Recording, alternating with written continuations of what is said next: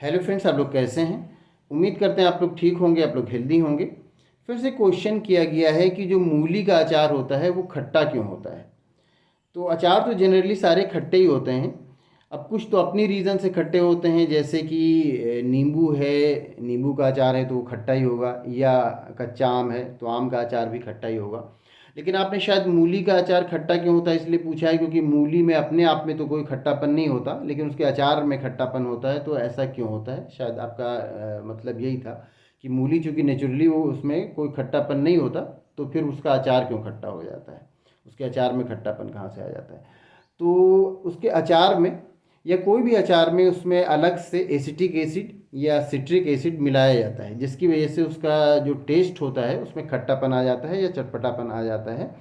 और इसकी वजह से अचार जल्दी ख़राब भी नहीं होता। आप जानते हैं कि अचार जल्दी ख़राब नहीं होता क्योंकि वो ऑयल में डूबा हुआ होता है, और जब उस पर कोई माइक्रोब्स अटैक करते हैं, उसको स्पॉइल करने के लिए जाते हैं, तो उनकी डेथ हो जाती है, वो सर्वाइव नहीं कर पाते क्योंकि वो ऑयल के मीडियम में डूबे हुए रहते हैं। इस वजह से, इसी वजह से अचार ख़राब भी नहीं होता जल्दी।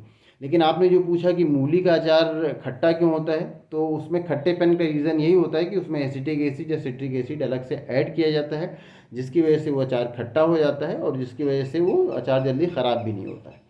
तो उम्मीद करते हैं आपको आपके क्वेश्चन का आंसर मिल गया होगा। अगर इसमें किसी तरह का कोई कन्फ्यूज़न है या कोई और क्वेश्चन है तो आप पूछ सकते हैं। Thank you.